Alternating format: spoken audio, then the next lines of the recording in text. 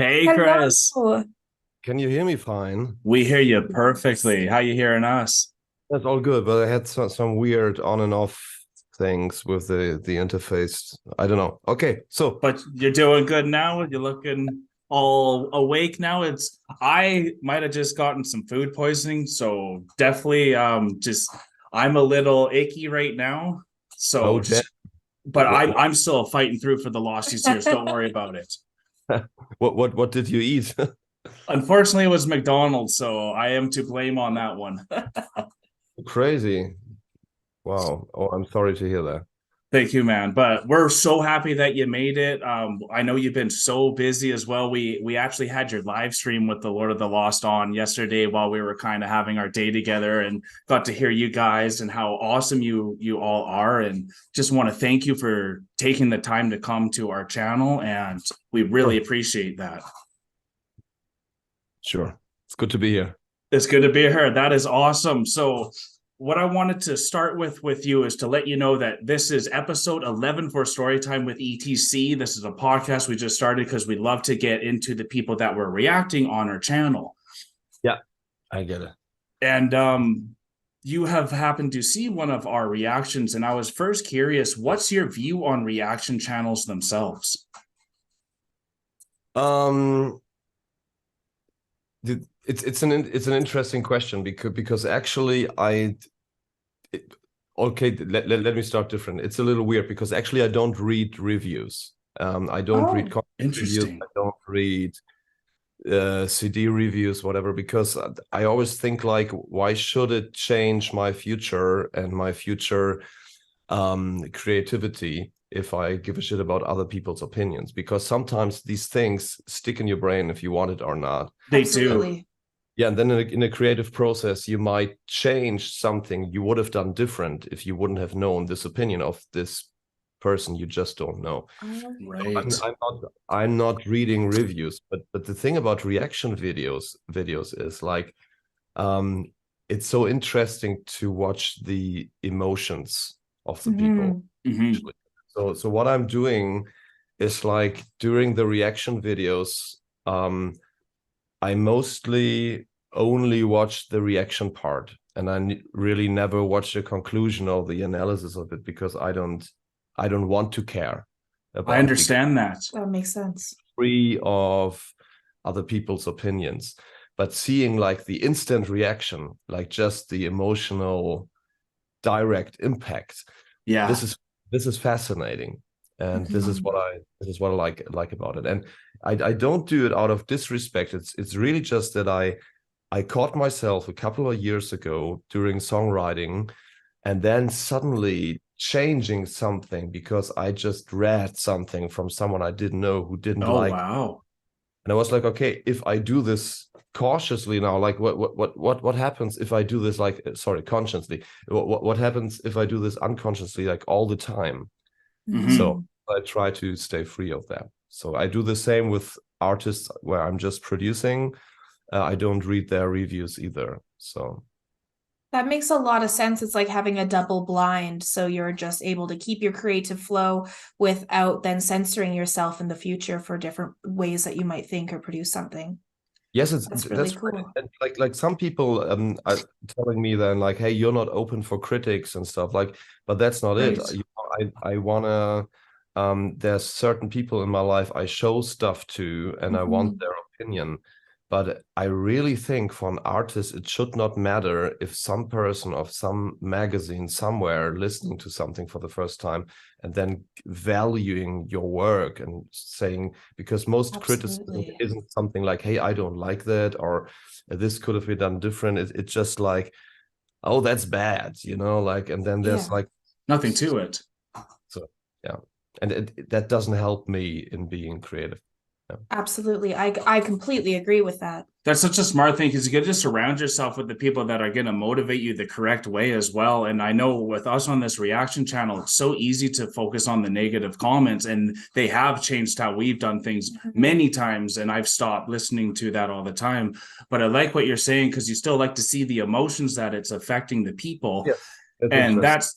that's when you came onto the One Last Song reaction that we did, and that was the most powerful song we've heard in a very long time, because there's that cliche of one last song, but the connection that you have when you're talking about your friends and your family and just that ability to perform once, it felt like a full circle type of song. It made me think of the times when you first started making music, when at the very end you're playing on that guitar in your room, and just how emotional it makes me feel even right now thinking about it. And it's incredible what you've done for the Losties around the world. We're from Canada. I don't even know if you've made it all the way to Canada for performing at all. Not yet. That's okay. Maybe in the future, next year, you'll be able to find a way, or soon, because we do love you over here. The way that you can express yourself from contrast from the spectrum here to here, it's so inspirational. And I just wanted to get that out before kind of diving into what you've done this year.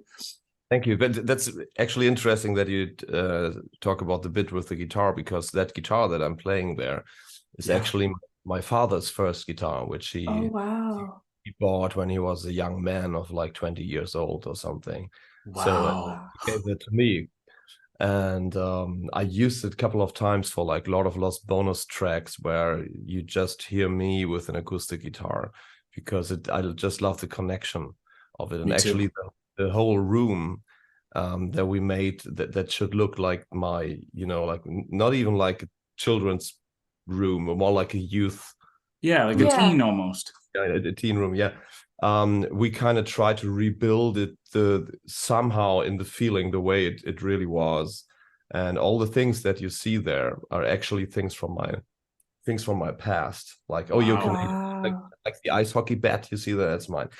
And we actually have an behind the scenes video of One Last Song online, where I'm explaining all the bits in the room, because in the music video, it's just like you don't see all of them. It's so quick.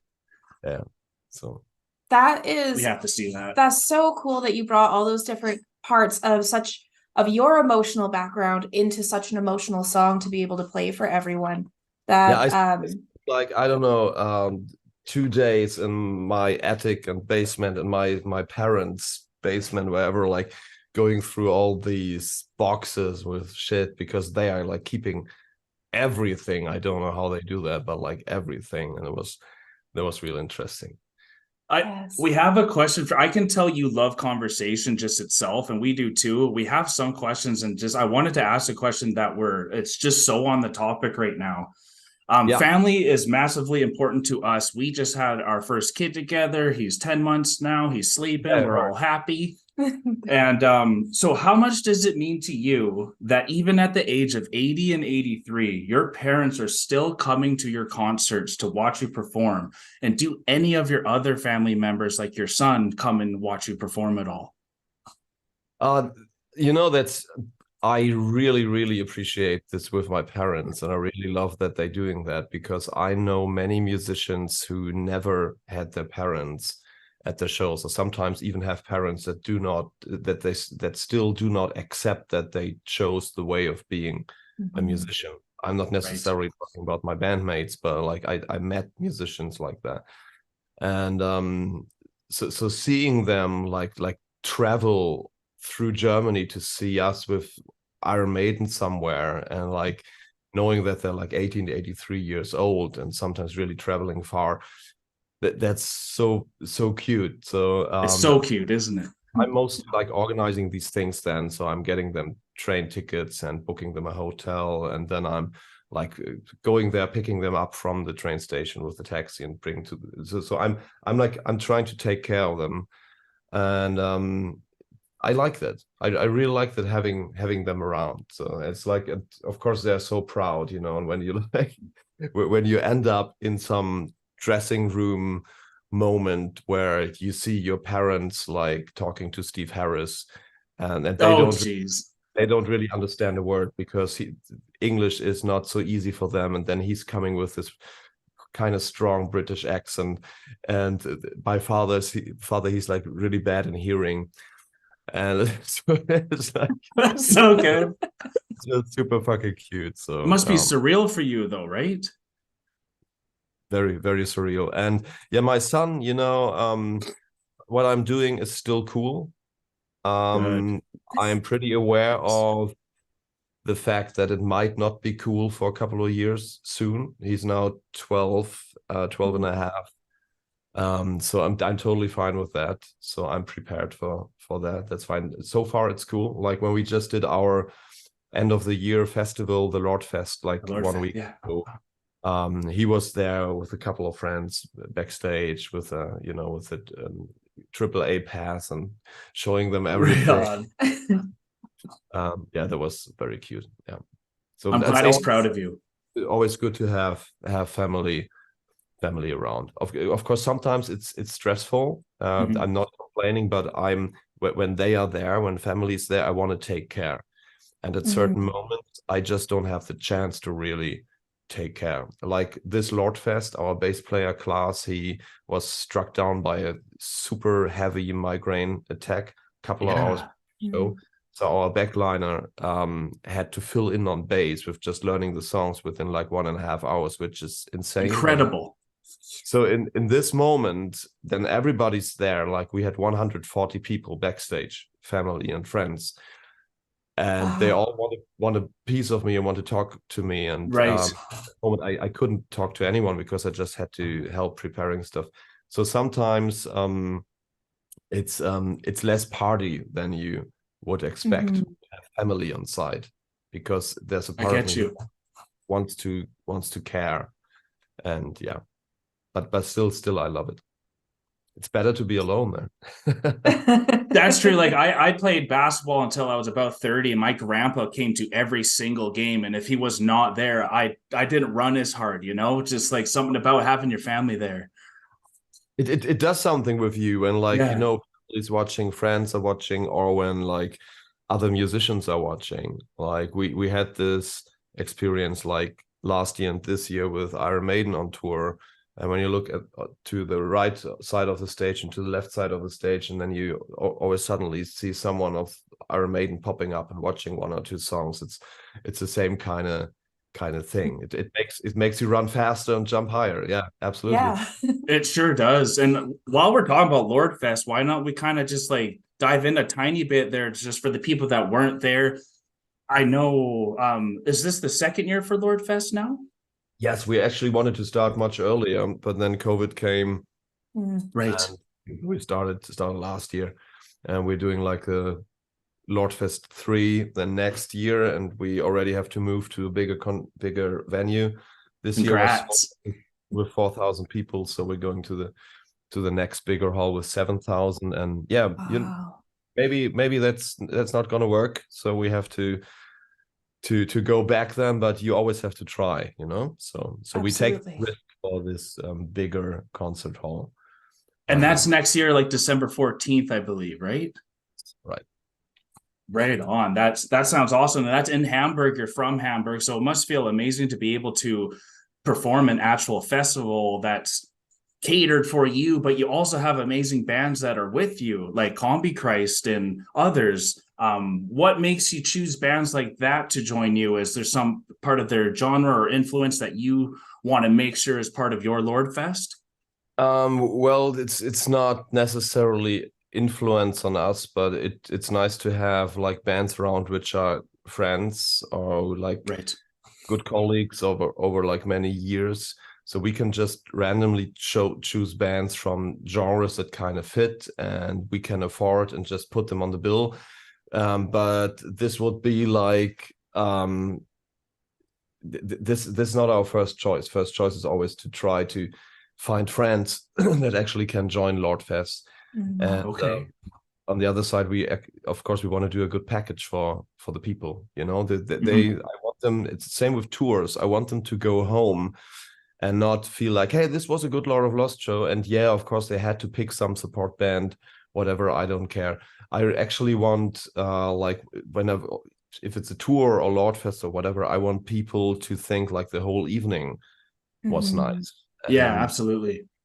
So it should be bands that, at least for us, kind of feel good and we kind of see a good connection.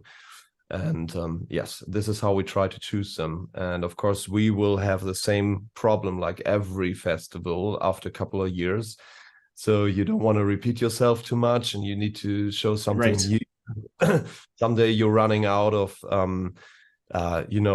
people that you can actually invite, or the bands are too expensive or whatever, because it's our own festival. We have to check everything.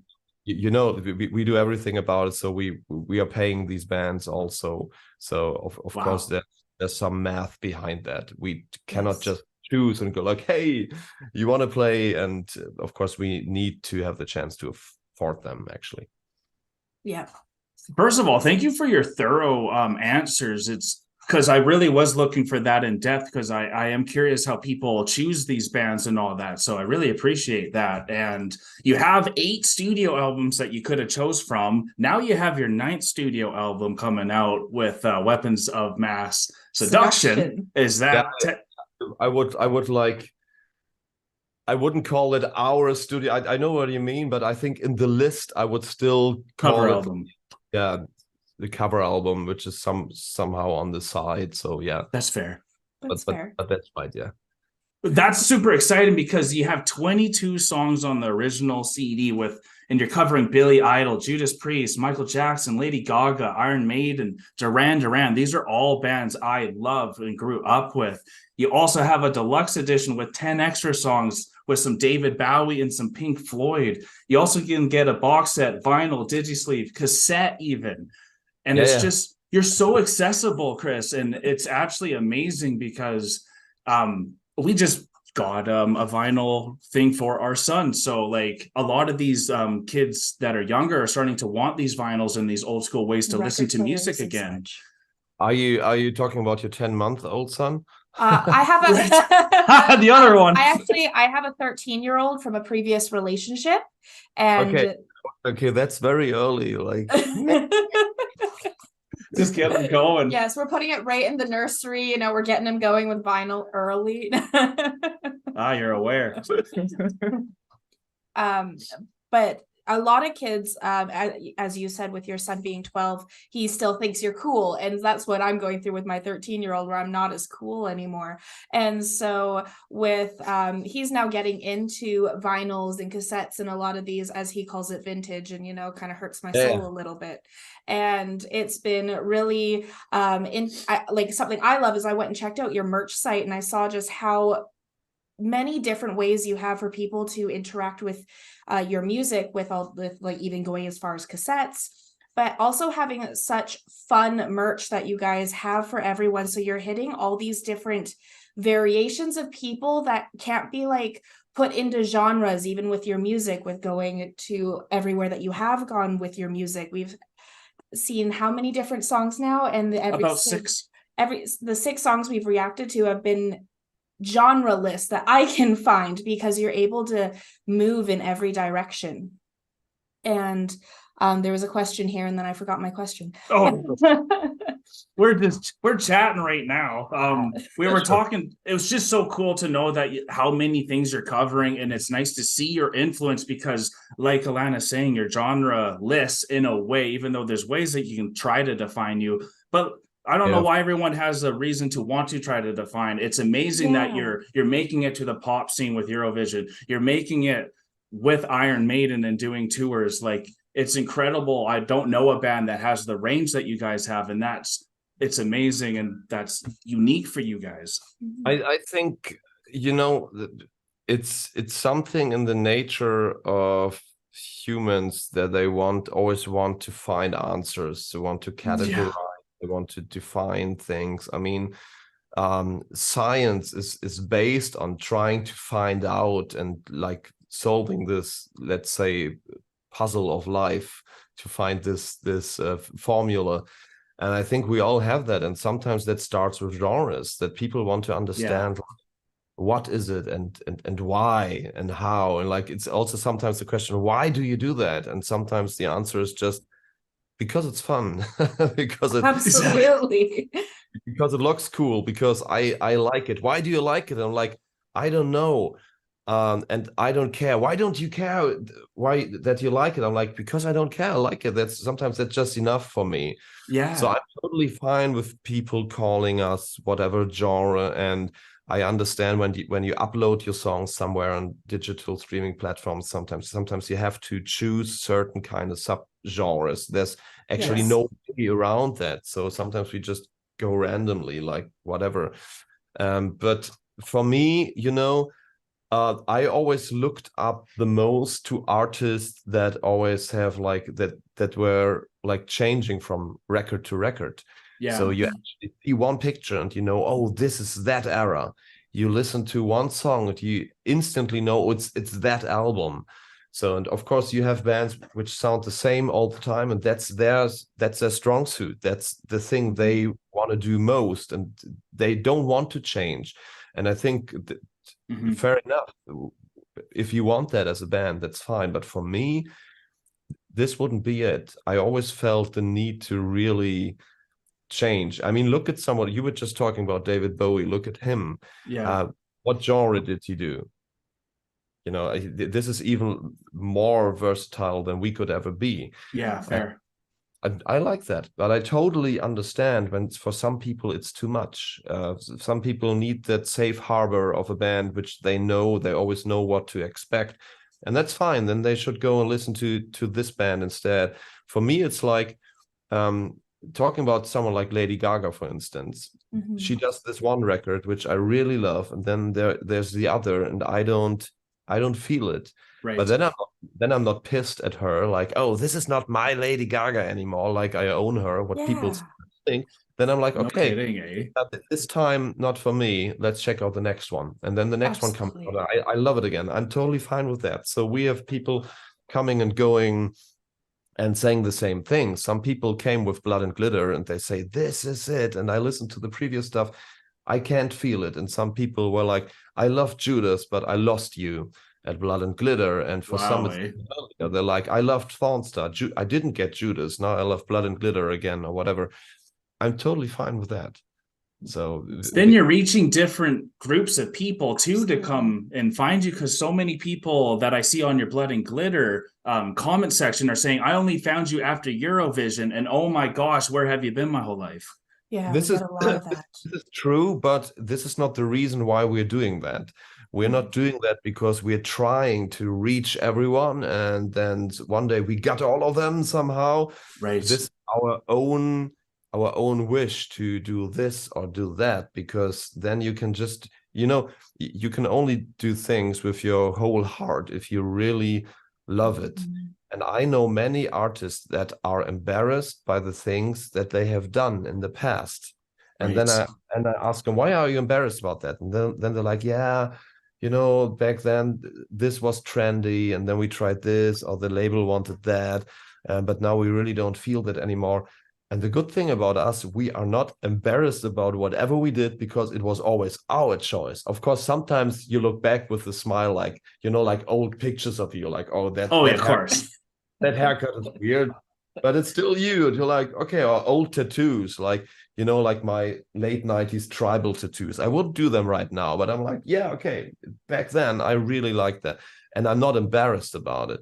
And this is the thing, whatever we do, we never do that because some fan would want that, or we're trying to find a gap where we can actually, like still grab some people.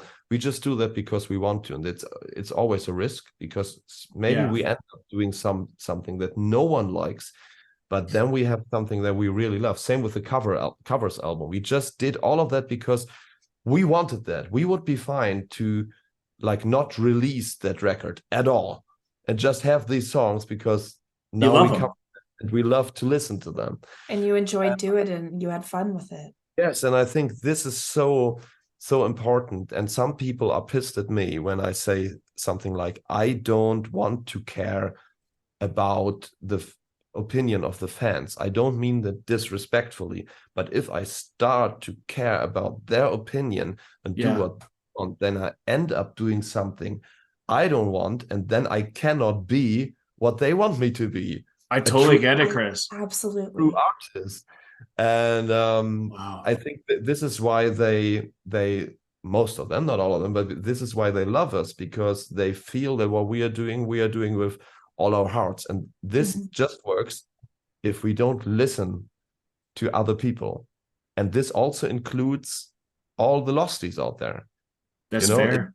It sounds so brutal, but it's not meant that way. It's not like I don't care about them. When someone comes to me like, hey, I have a problem, and like at a meet and greet or something, of course, then I listen. It's not that I don't care about the person, but I must not care about if they like what I just right now, like musically, what I do or not.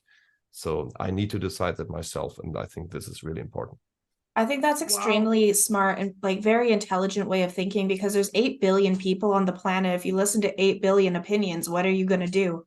What's your next step? So going with what you enjoy and what gives you joy and you're doing with your whole heart is the best way to be an artist and be creative. And I think that's beautiful.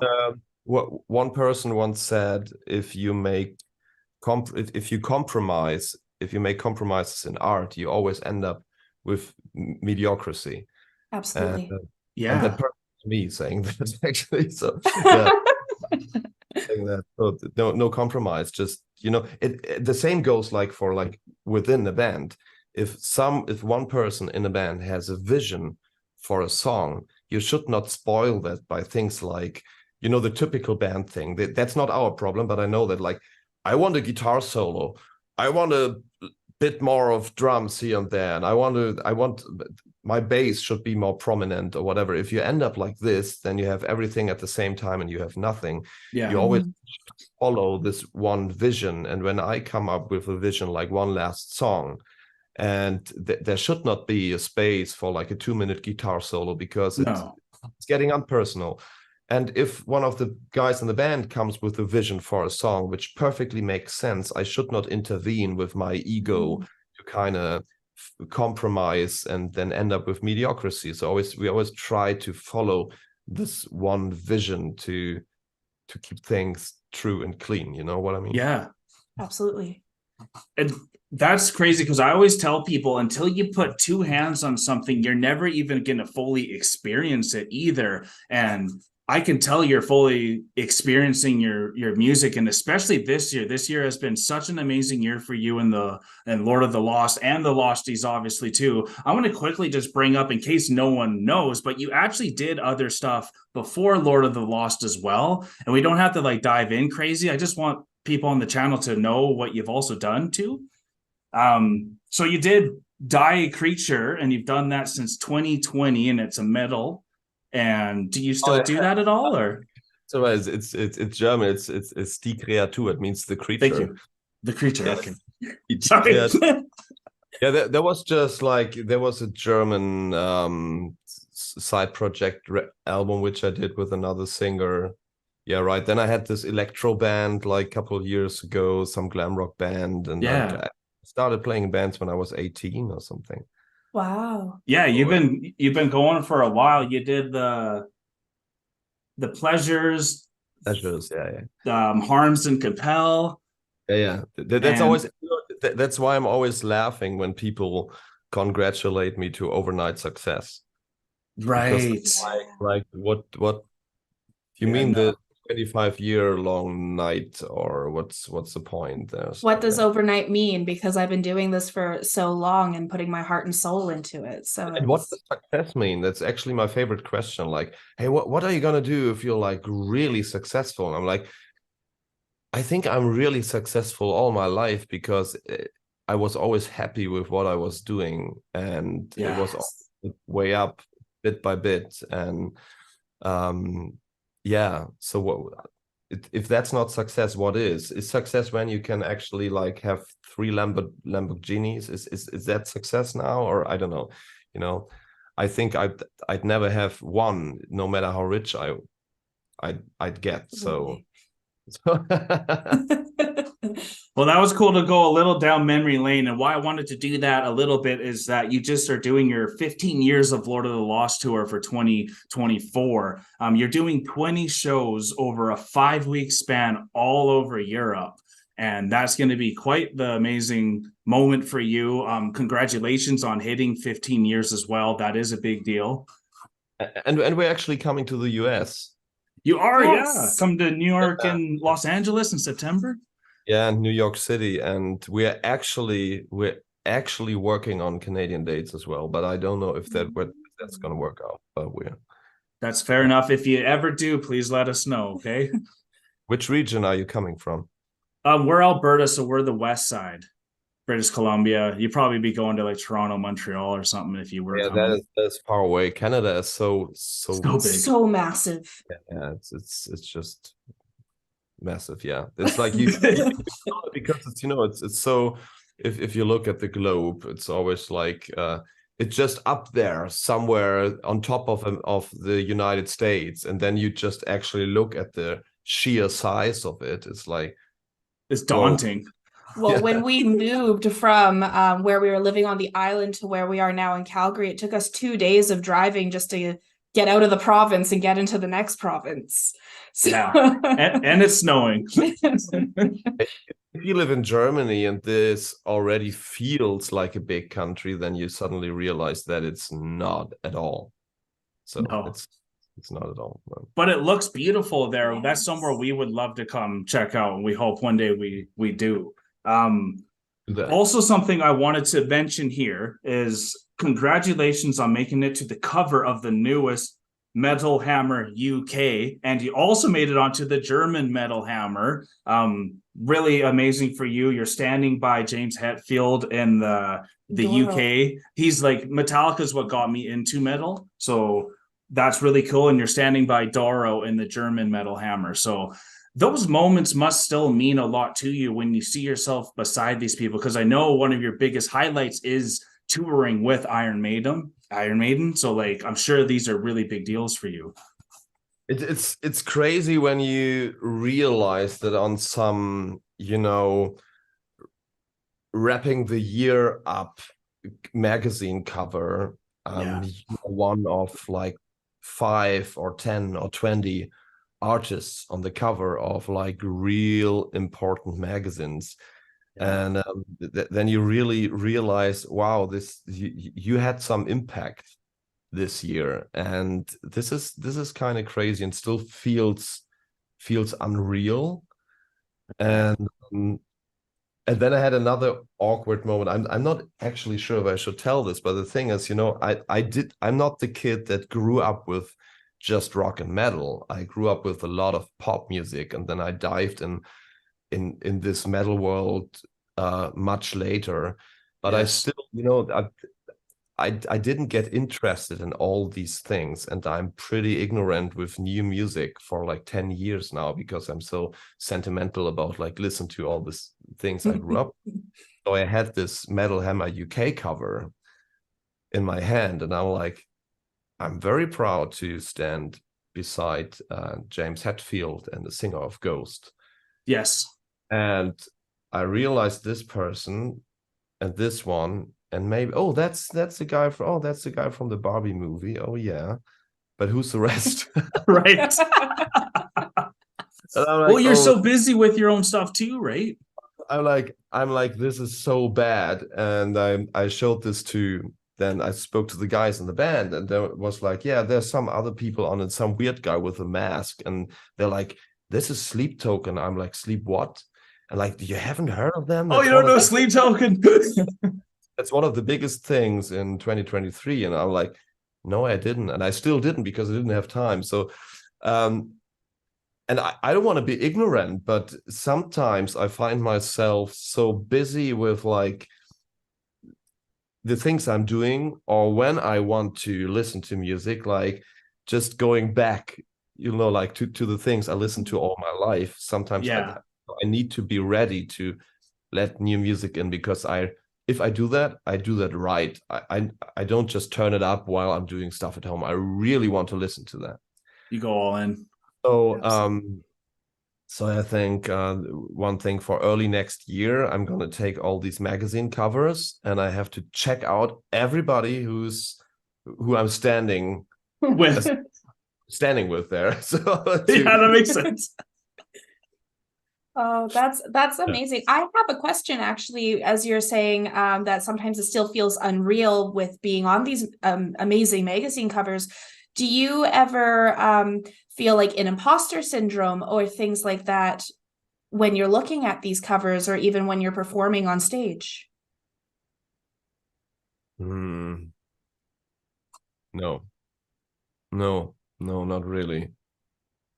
No, it's you know, the thing is, I feel more like I need a little longer to process it, and I think that's actually kind of healthy. And Yeah. Absolutely. after so many years of, you know, like when people come to me and like, oh man, and like they talking about visuals and, you know, like sexy latex, whatever, and then they're like, oh, we adore you guys so much, and you're all so sexy and whatever, and then they tell us things I can't even speak about here right now, and then I just, you know, I cannot see myself that way. I listen to that, and then I always have to laugh, like they're not talking about you, because I don't see myself that way, you know. I'm and this is why I'm not presenting myself like that all the time. I know artists that would show up to every interview with this stage The whole persona, gown. and I'm sitting here with my, you know, like sports Tracksuit. Yeah. stuff. I, you know, and I think the point that it's not really reaching me is kind of healthy, but it doesn't feel like an imposter syndrome. It feels more like, yeah, okay, maybe I don't really have to get what others see in me, as long as I have my own way of enjoying it. It's, I don't know, it's maybe a childish way of seeing that, but I think it kind of saves me from, like, you know, like thinking too much about me, you know, like Yeah. what, so. I think that's a very good way to look at it and have that kind of childish innocence in a way, and just be able to accept yourself for who you are, instead of being able to worry about like finding the answer in a way, like we had mentioned, like with science and stuff. And Yeah, but I always funny when then people, and they only see my stage persona, and then sometimes they meet me in some dressing room or whatever, and then I come in, and I have like, aside from the stage, I do not feel the need to be in the center of attention. So I come in a room and maybe not talk to everyone, just sit down and be, and then people, they make a wrong assumption because they see me on stage like that, and then they see me aside from the stage, and then I'm not like, you know, like in the front and talking to everyone. Then they're like, okay, this guy is just fucking arrogant. And so people have a certain expectation when they only know the stage persona. This Yes. somehow just does not match. So sometimes it takes a while for them to get this, and that I'm not like it, you know, I'm not arrogant when I'm just going in a room quietly, not smiling at everyone, just sitting by myself. Because people would expect you, when they see you like that on the cover of that magazine with the gold stuff, and that they would always think that you approach people in that way all the time, you know, like being super enthusiastic the whole time. big showman and whatever. And I'm the opposite of that, in private life. And this somehow leads to misunderstandings, which I'm perfectly fine with. So, Which we know you are, and I really respect so much that you're coming in without your stage presence and persona, because I like to connect with people as humans, right? And like not just you as Lord Chris Lord yeah, Harms, like I want to know you just as Christian as well, right? Like, and just really find out who you're all about. And something I find really admiring about you, and I want to know how much you have had this mindset your whole life. Do you remember when you started to embrace the change and contrast of the spectrum of the types of Chris referred to and reflected in your The Look video? So you have like that really colorful version of you, you have that just in all black and silver, and that's the full spectrum. You are everything in between. How long have you been okay with being everywhere? oh, that's actually an interesting question, because when I was 18 and I started with like 18, 19, and then I started with like more heavy music and goth stuff, I thought I need to decide to be just that. And then after a couple of years and some bad things happened when I was 20 and I was going through some hard times, then I had to turn my back on it and go to glam rock to let in the sun again and the colors. And I believe in a thing called love. Yeah, absolutely. And then I thought like I have to be just that. I always thought like it was a decision. And I think when I founded Lord of Lost, and I started writing songs for it in like 2007, and we are a band since 2009.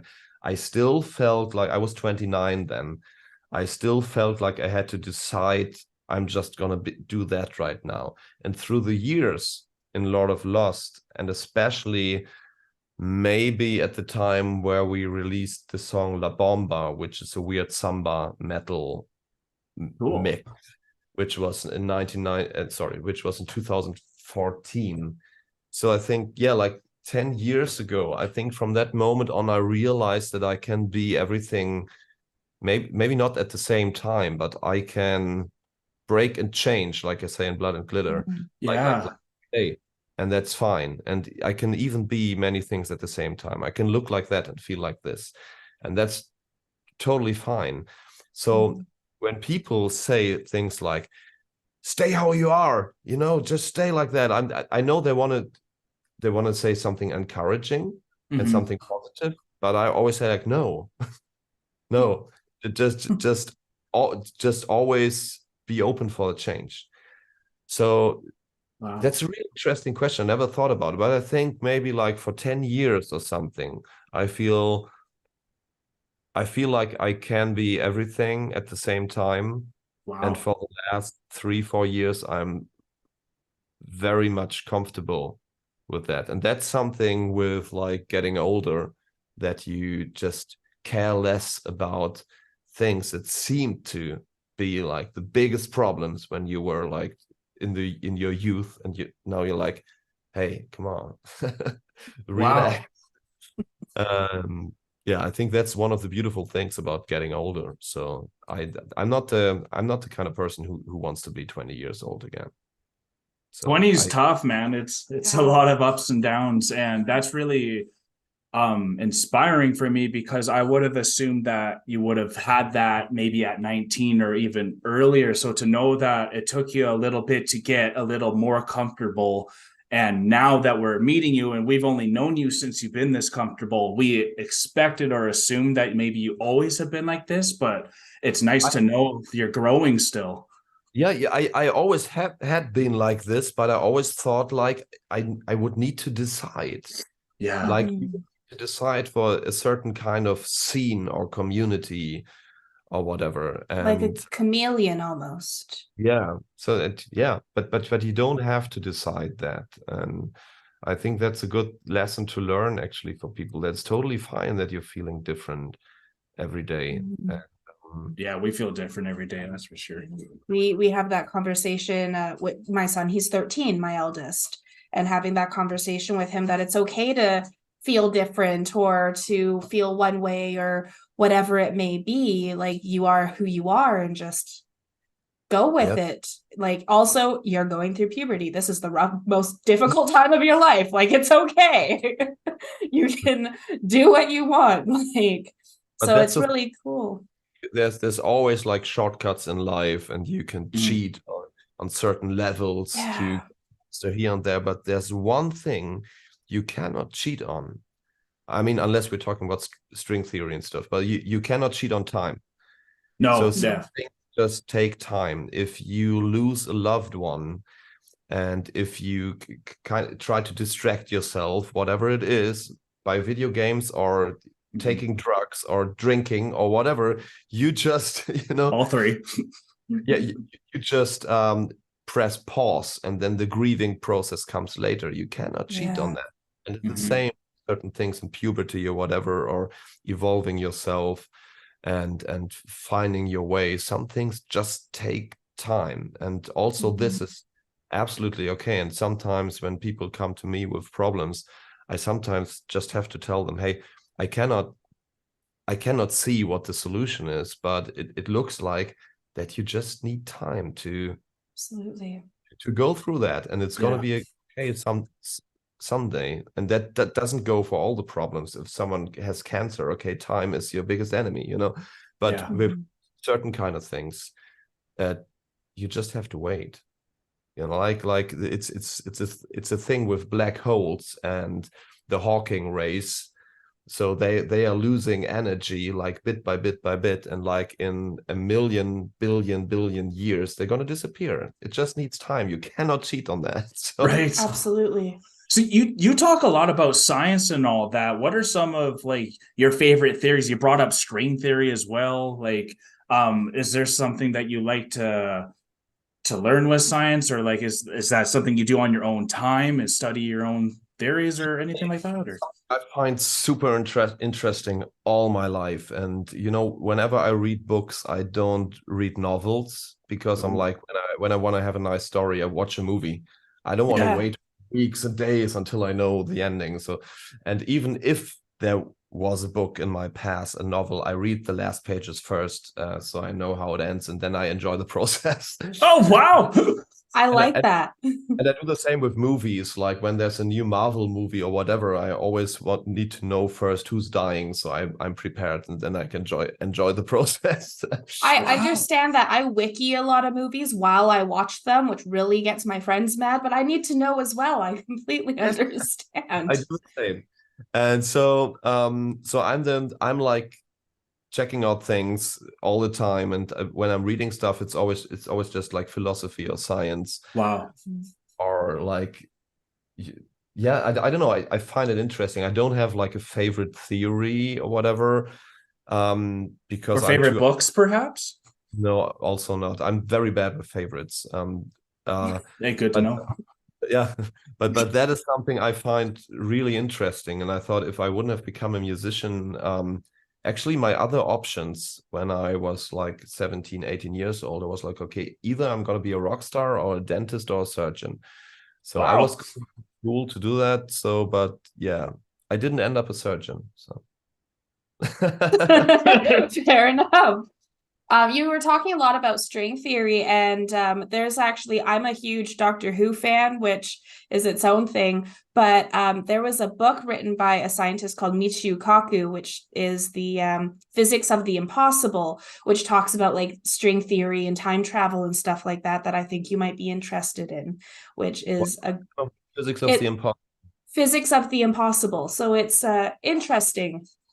This is actually really something which is literally blowing my mind. Like when you speak about like time and space and space-time. Mm-hmm. Yeah. This is something where I find the limits of my thinking capacity. It's really like what stretches it. Like the things like when you ask a physician who's doing like quantum physics, they say if you think you have understood quantum physics, you didn't understand it. Absolutely. Yeah. This is something I'm trying to wrap my head around like every day. And if I had a superpower, it would be all that knowledge. It might destroy me because we may not be prepared for that. Yeah. This is sometimes it's killing me that I cannot live long enough to find all of these answers. I get that. Wow, you're searching hard and you love your philosophy and all that too. That's really exciting. I think that's why your spirit is so much like us. Like when we first saw Blood and Glitter, that was our first time seeing you, and we're into metal. So that first, obviously the crazy awesome riff right off the bat captured us and brought you to you. I wanted to bring it just back to the music because you're also going to the 70,000 tons of metal next year as well, and you're performing there with one of our favorite bands, Epica. You're also, I think, Draconians there as well. So have you ever done a festival on a cruise ship? Yeah, we've done one in 2015. We have this big metal festival in Germany, Wacken Open Air. Of course, everybody knows it, and they have their own cruise ship things called Full Metal Cruise. Oh, and, they do this like twice a year, once like somewhere in between Sweden, Denmark, and Germany, and then in the Mediterranean Sea. and we've done that once. But 70,000 tons, the ship is bigger. There's more bands, so it's that's called like the original. So that will be crazy. Yeah, sure will. And I just hope I can really enjoy this, because I hate traveling, I hate planes, I hate ships. So Wow. I hope there's not too much waves, and I can relax on that fucking boat. I can respect that. Yes. I know a lot of artists that have gone on to those cruises and said it was a hard time because of all those waves. That means someone might be coming soon. I know you remember who's possibly coming in 5 minutes.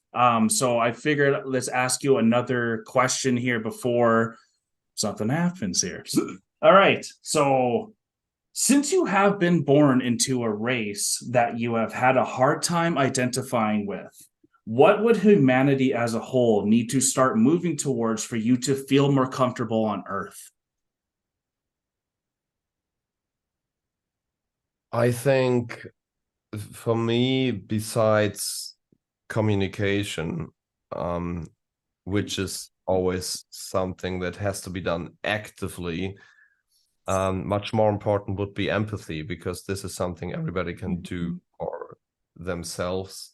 And this is something I'm missing most, like trying to, or maybe not even empathy, maybe just like really seeing seeing others. Right. Because most of the time, most of the problems that I'm seeing is like they just come from people not realizing that for all the others, life is as hard as for yourself, or even harder. When you see someone in the supermarket like being in a bad mood, like waiting at the cashier, and then like, I don't know, making a scene, or it's even the person working at the cashier being like unfriendly all the time. Like maybe this person is just like fighting a real hard fight all their life, or going through a real heavy phase in their life. And if you think about that, and maybe just knowing that even if this person is grumpy and like calling you names or whatever, and if you just reward them with a smile, or maybe just asking, how are you, maybe that helps. And I always think we should try to see and understand, and try to ask ourselves how the others feel. And I know sometimes we're making it impossible for others to deal with us. Like just a couple of weeks back, we had this meet and greet on tour, and 3 minutes before the meet and greet, I got a phone call that one person in my family got a car accident, and it wasn't. Oh no. No one was hurt bad or something, but the person on the phone was crying, like, I crashed the car and it's all, it's all trash now and whatever. And was like, did something happen? No, but blah blah. And then you have to go into this meet and greet, like smiling, and maybe maybe I wasn't even able to then give people what they expected of me, because maybe they realized something is wrong, or they thought like, okay, Chris, he doesn't want to be here right now, and maybe that's not the main topic right now. What I just want to tell you is that sometimes there are things happening in the lives of others which you cannot really understand, and you do not have to understand, but if you're aware of the fact that they might feel bad, and if just giving them a smile might help, I think we would have less problems. And the other thing is, it's about categorizing again. People always need scapegoats. So they always do to see who's guilty. People come to me and they're like, what is your stance about like Palestine and Israel? Which side are you on? Or Russia and Ukraine? And I'm like, hey, my heart is with all the innocent children dying who do not even understand what's going on. And like, especially Palestine and Israel, this goes like back 2,000 years or something, this conflict. Yeah. And no matter how much I study and read, I could never fully grasp all of it to find just one answer whose side I am on. So, and I think this is, sorry for the long answer here, but I think this is the second problem, that people always need to want to have this one definite answer, who's to blame. And maybe that circles back to empathy and seeing things then, you know, because sometimes it's not just about finding the one who's guilty. Yeah, it's not that black and white. Well, it's definitely the communication and the empathy was why I wanted to tell you, like, hey, I'm really sorry. I just had some McDonald's. I ended up throwing up right before coming on the camera here. I'm usually very enthusiastic and have a lot of energy. So in case I'm not bringing it, that's why. But you brought the energy out of me. So I really want to thank you. And Ellendale, we see you there. Can you hear us good, buddy? Yeah, now I can hear you actually. I did not have any audio so far, but now it's working. So yeah, first of all, I just hope that you all could have a splendid conversation so far. And I hope you can also hear me and see me properly. We can hear you. So yeah. Hi, Chris, and I hope I will not start talking in German accidentally, but yeah. Aber die anderen verstehen es nicht. The others are not gonna understand. I'm sorry. No, we're talking in English. It would be slightly unfair, I think, since we have an international audience. So I speak to English, I guess. Yeah, first of all, I want to thank you two, Kyle and Alanna, for suggesting me to come into this interview and to take part in this wonderful conversation, because I don't take it for granted. It's really a special occasion for me, and you know what it means, as Lord of the Lost have always been meaning everything to me. Thank you. Yeah.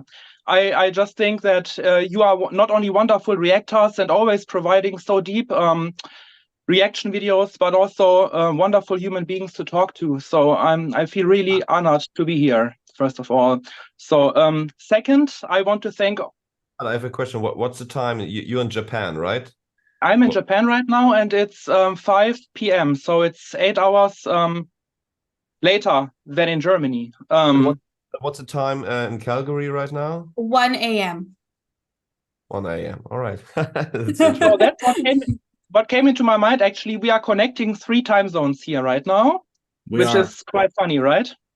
Yeah. But yeah, I also want to thank all the Losties in the world, because even though I don't want to speak for anyone, since I'm an individual, but I don't think that any of this Eurovision success would have been possible without the Losties and our collective effort together.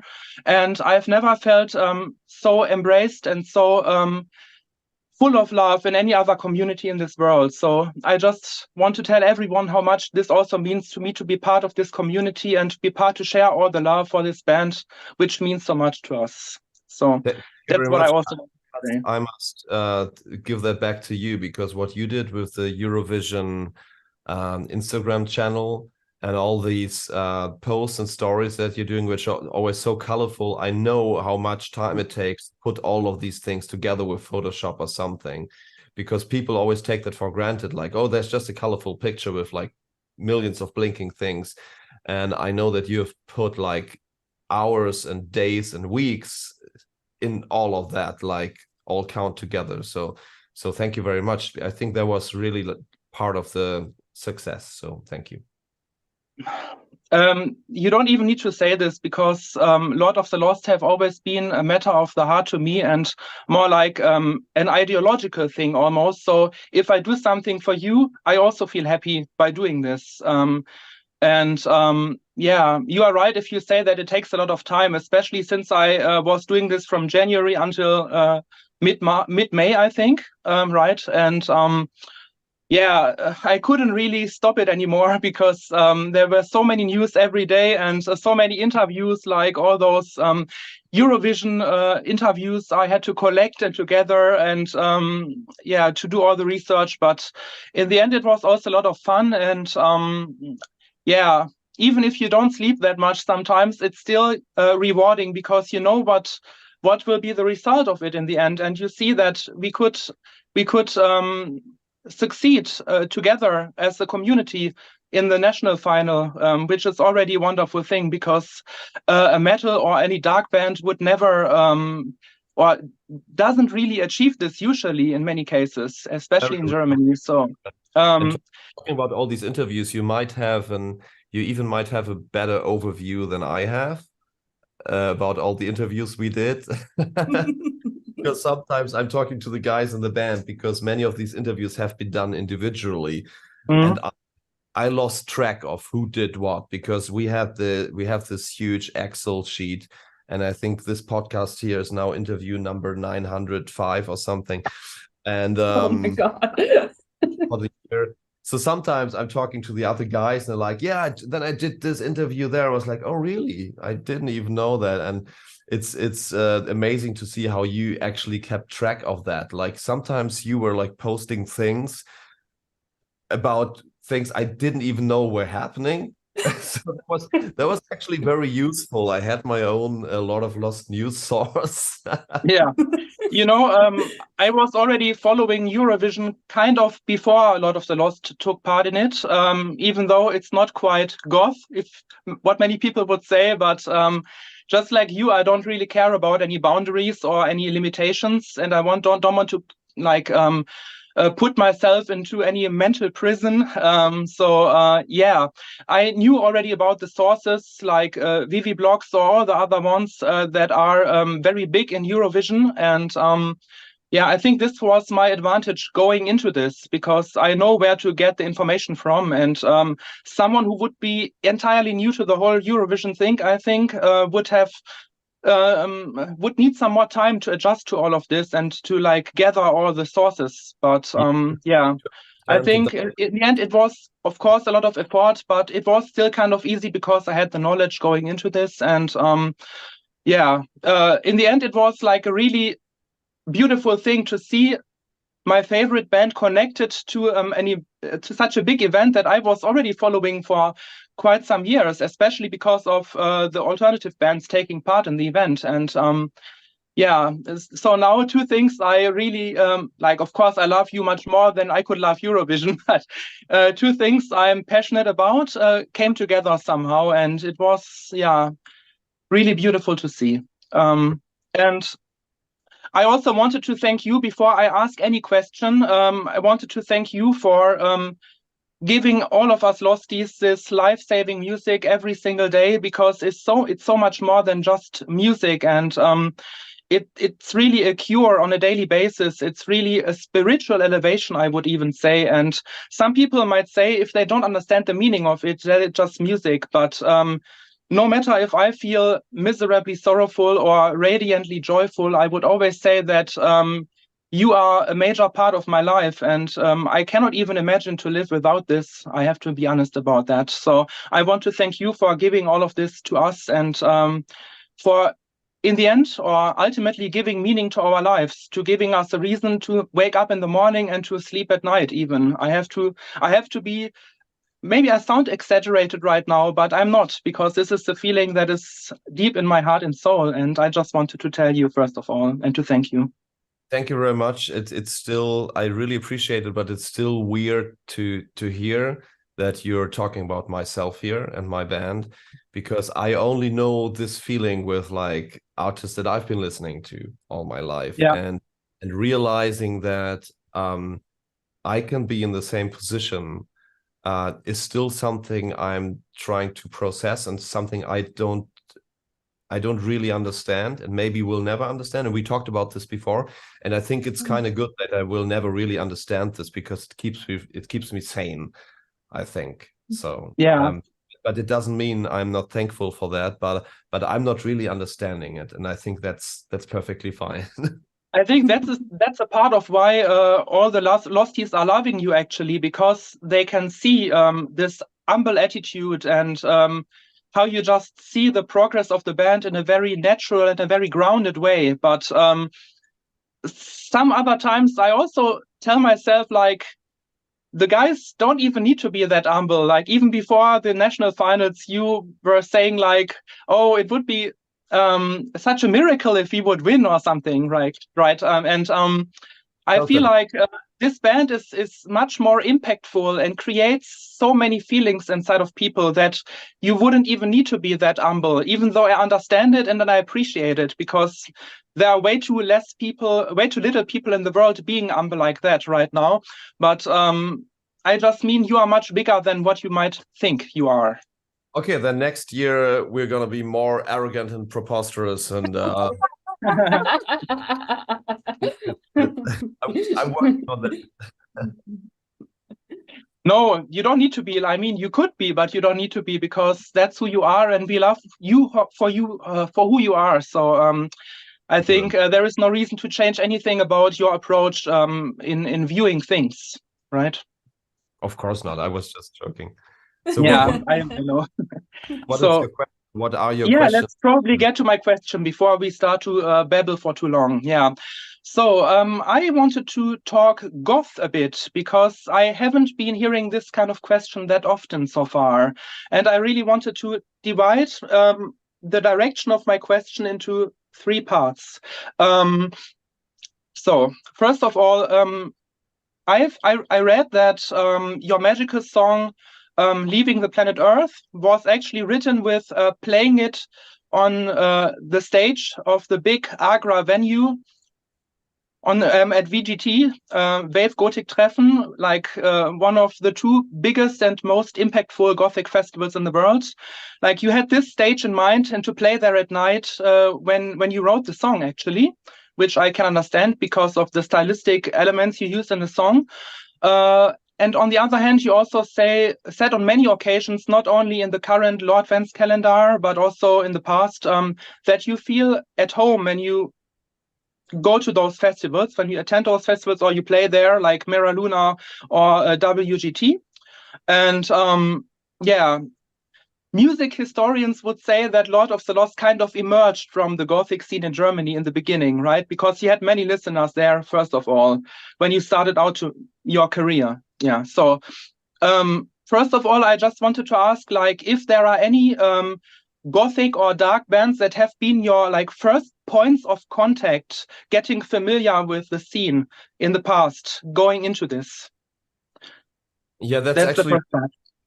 That's actually very interesting, because the thing is, I grew up without knowing about all these things at all, because when I was young, there was no internet, and my only source was like mainstream music magazines in Germany, like Bravo and Popcorn and things like that. So and then when I was 11, I found Roxette, and I was listening to Michael Jackson and all these kind of things. And then there were these huge rock bands like Guns N' Roses, Nirvana, these kind of things. And I found something like, I started then wearing nail polish in school and eyeliner and stuff, and feeling the need to dye my hair platinum blonde, just because of Roxette, because he was having like the black nail polish and a little bit of eyeliner, was wearing sequins, and so my love for that started before I knew that there was actually a scene for something darker and people with makeup, and like, I didn't know that. And then I kind of, when I was 18, and there was like MTV, and then there was all these like darker things happening, and sometimes they were playing videos by 9 Inch Nails, and then Marilyn Manson came with the Mechanical Animals era and the things. And then I was in Hamburg, and there were parties like Schwarze Nacht, which means like Black Night, and the Return of the Living Dead, and these kind of things. And then I found myself at these parties, and I think one of the first bands I discovered then, I was like, wow, this is some great feeling, and it did something with me. It might have been the Sisters of Mercy. Like that. I always thought like the songs were way too long, but I loved the feeling. Extended version.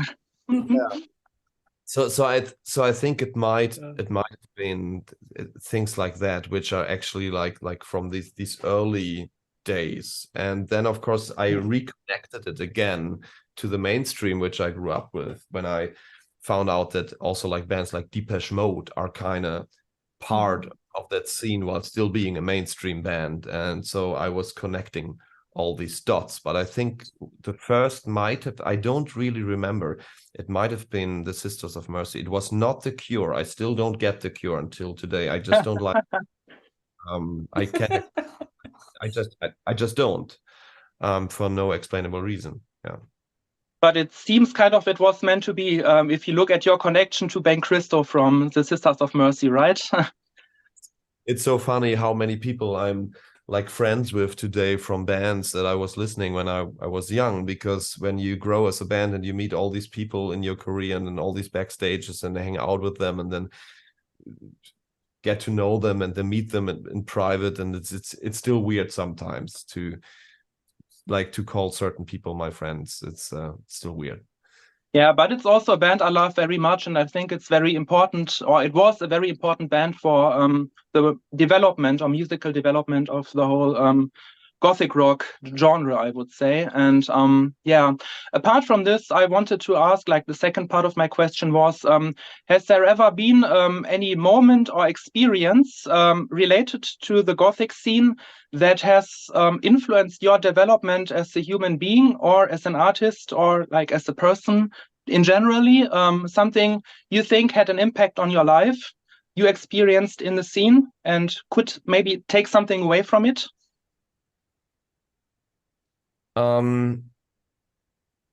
I think yes, but I need to talk about the negative side of the scene or scenes and communities in general, because what I have experienced and I still experience until today is that if you don't follow certain rules, you cannot be part of it.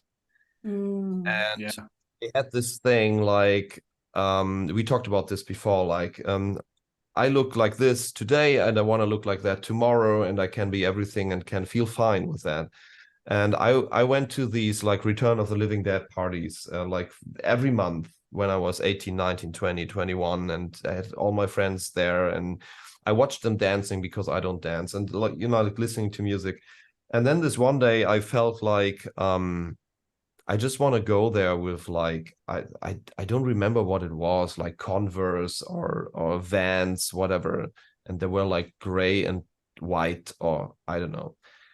And I got into the party, and then some people were like, sorry, Chris, this doesn't work. You can't be here if you wear these shoes. And I was like, but I'm still the same person. And they were like, not cool, Chris, not cool.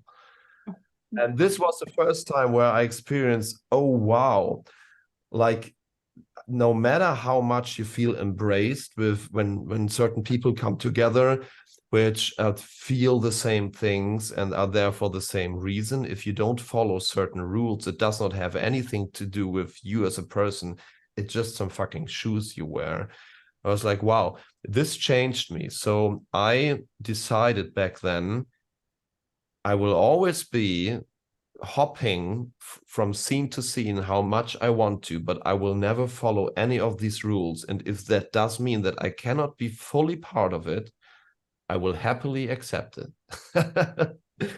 So probably those people who are making up those dogmas have, first of all, should question their own tolerance, I guess, and their own freedom of thought, I would say, or their open-mindedness, because this is something this scene is always putting onto a banner, so to say, like, you should be tolerant, you should be open-minded, you should be probably even progressive.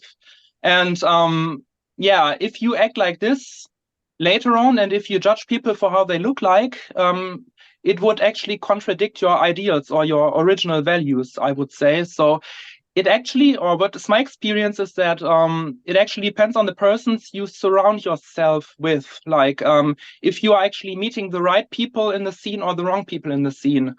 Like even if I consider myself a part of the scene, I can still be like much more open-minded than the people you were talking about, for example. So it just means that, yeah, it's kind of unlucky to meet those people you were talking about, but I wouldn't say that it's like the whole scene in the end. It's just a very dogmatic part of the scene, and yeah, it depends on the individual if you want to follow this or not, I guess. You know, of course, it's not the whole scene. I just like what was life-changing for me was like that I never want to be just part of one thing and just to fit in. And I have zero problems with like dress code, whatever. If there's something called a latex party and I come with denim, of course I cannot get in. It's like I know that. You know, but I wasn't talking about like the guy at the door, like saying, hey, it's not black and we have a dress code here. I was like talking about people I considered friends that refused to talk to me because I had the wrong shoes. Yeah. It's not about certain things like, you know, when we make a party and we say like, let's have a blood and glitter party and the dress code is red and gold, and people with white sneakers won't get in, and they know that. And that doesn't have to do with dogma. It's more like we have a theme tonight. Yeah. You know? Yeah, this is our theme. I was talking about the personal side. And of course, I'm not saying like everyone in the scene or scenes in general are like that. But I experienced that open-mindedness is sometimes, for some people, it's a one-way street. Yes. And Yeah. I learned through the scene. And this is why I would like to conclude with the third part, which you can just reply to shortly, because I feel like it's connected to what you were saying before.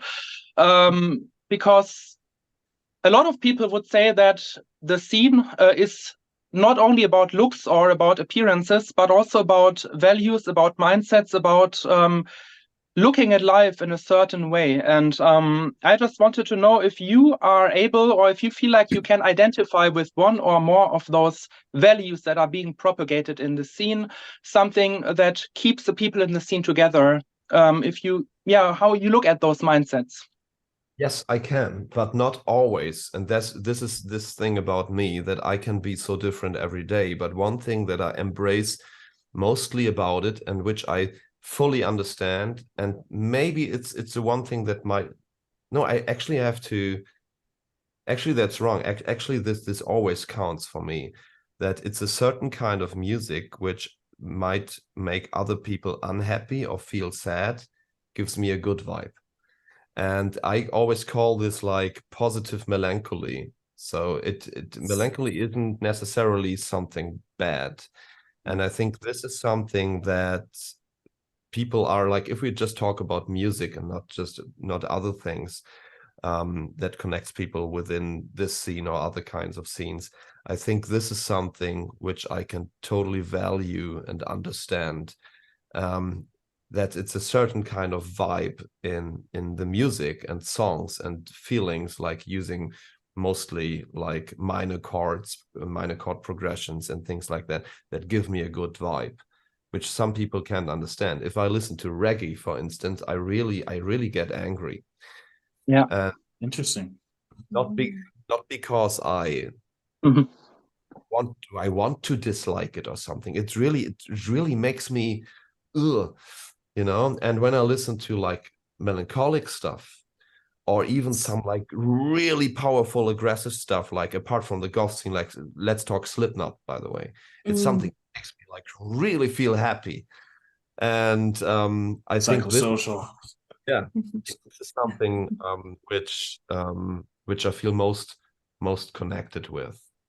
I think you don't only need to look at this, or like you can look at this from a musical point of view, which I also share. But even if you look at it from a very emotional point of view, I would say that you can stick to this mindset, because that's what I've been hearing a lot in this scene. But I think it was also a feeling inside of me before I even got into the scene, that if you look at the dark sides of life in a more contemplative way, you can get something out of it. You can learn something, and you can evolve as a person. In comparison to many people in the mainstream, I don't want to use this word even, but a lot of people want to suppress any negativity, any melancholy, any negative feelings. And you are not getting some insights in life, and you are missing out on some developments if you are just trying to suppress the dark side of life. But if you are trying to embrace it and trying to grow as a person, I think it can also benefit you a lot in life. And this is how I think you can connect the music side of things and the mental side of things as well. This is true. This positive melancholy, I don't. It doesn't have only to do with the musical side. That's true. It's something that I can enjoy myself, like apart from the music. And I think the problem is the reception of darkness. Like when you look at movies, like the dark side is always the bad side. It's the evil side. But I think like darkness in terms of feelings is not necessarily something bad. It's not like the night is the bad version of the day, you know. And I think you have to see that differently, which some people from the outside don't understand. That darkness doesn't have to be like, it's not like Jedi and Sith, you know? Yes. Yeah, well, and sometimes the darkness is even necessary. If you look at the Judas album and at the character you made up there, so to say, like you looked at him from a very different angle, I would say. And if some dark actions don't come to place, then some other occasions wouldn't probably happen. That's what I've been reading a lot in your interviews, in the Judas time, and I think this is a perfect example for this, actually. The album Judas. Yeah, and I mean, most of everything I might embrace contrasts, and but it's always like I'm always leaning a bit more to the darker side, and I think I will never really get that out of me. So yeah, so I will stop my questions now. I think it was probably too much already. So thank you so much for giving me all those insights and those profound answers. And keep doing what you do, because all of us love it and it means the world to us. That's what I can say. Thank you very much. Thank you so much, Ellendale, for coming on and asking questions. This was magical to actually see, because you are the biggest fan that I have seen for Lord of the Lost out of anywhere. So for you to be able to actually have a moment like this and we could help make it happen, it means the world to us. And it was really just humbling to see how humble you are too, Chris, to take all these questions and to say yes to this and to be so thorough with your answers. Like, we don't take it for granted either. So thank you so much, Ellendale, for coming as well. It's nice to meet you in person for our first time too. It was also nice meeting you, and thank you for the opportunity again. And if you continue to talk, I wish you a wonderful conversation to proceed. Thank you, Ellendale. Thank you, Ellendale. So, talk to you soon. Have a good rest of your night. Yeah, thank you. You're welcome. Wow, Chris, thank you so much for doing that.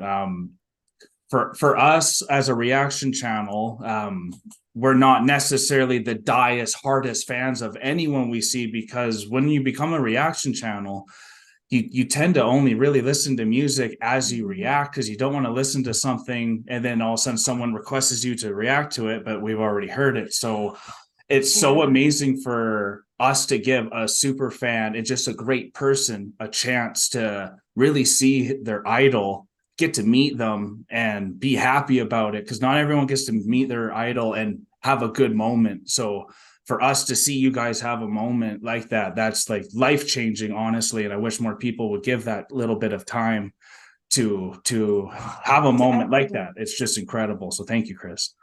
It would be lovely if I could have these talks to like everyone out there, but it's just like, meanwhile, we are like, there's so many people out there, it's just impossible. So yeah, that's the thing about time, you know. Again, you can't cheat time.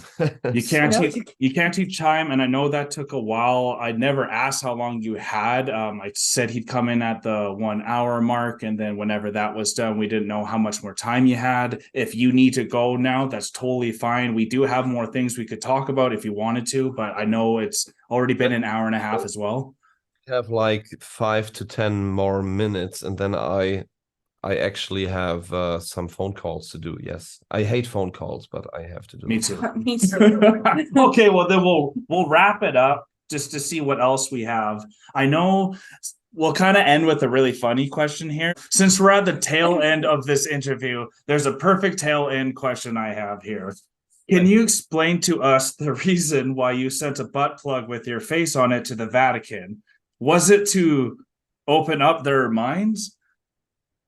It's not a butt plug, it's a paperweight. Oh my Oh God, my why is there all God. butt plug on the thing then? That's what it told us on the internet. No, it's a paperweight. We are selling these things as paperweights. We never said we're selling butt plugs. Oh, my bad. So we're selling these things as paperweights, and I think there's like, oh, that was my mobile phone. I think there's like many letters being written in the Vatican, which might fly away from the wind there in the middle of Italy, where the Vatican is. So they need a paperweight to actually, I thought like if the Vatican would open up a little, Yeah, things that might help them. But we actually just found the thought funny. I don't know. It is. I think we were in a live stream in our shop, and someone said like, let's send some paperweights to the Vatican. Yeah, let's do it right now. Why not? So we just did it. Oh my God. There's one with my face on it, and the other one I don't remember. We have several, or had several, and then we sent them there. We found out an address directly to the. You can directly send something to the Pope. Of course, it's like a general Vatican address. Then Wow. Send it by DHL with a tracking number and everything, and we checked it, and it was actually received and never sent back. So Wow. we're pretty sure that it never reached the Holy Father. We can for sure say that at least for a brief moment, 2 Lord of Lost paperweights have been the Vatican City, and who knows if they are being used for, I don't know, letters or whatever. Who knows? Who knows? Who knows? Well, with that is awesome. You brought out every single emotion that I think is also why you're one of the best artists that we have seen. You're an amazing person as well. I know you have a hard time relating to the human race, but we relate to you. And we are, and I say that jokingly. I know, obviously, like you can joke, and that's why I also love you too. And just thank you so much. Sorry, I need to intervene here. I said that I find it hard to identify with the human race, and some people came to me and said like, "Oh, this is so arrogant," and I said like, I'm not saying that I'm above the human race, some sort of Nietzsche Übermensch, whatever. I'm just saying that I somehow feel on the side sometimes. I'm not talking about levels here. No, this is meant to be arrogant. It's just hard for me to identify. I know it was a joke, but it's also true somehow. Yeah, there are so many things about humans, and especially men, sometimes I don't reflect myself in at all. So, but yeah, I just wanted to give a little serious note to that joke. Absolutely. And I really appreciate that serious note too, because we definitely know you're not anti-human or something like that, and that's not what we want to get across. Myself above every human being or our whole species or whatever, of course not. No, when listening to your music, and when I heard that mention about like feeling separate, I instantly thought wallflower, not Lord. Yeah. You know? And so it always, you really like science and philosophy, and so whenever I hear someone be like, oh well, that's this way, it always makes me wonder where they are in their life and what they're thinking about to bring them to that hierarchy conclusion. Yeah. Oh, it's so interesting, people's relationships with truths. Yeah.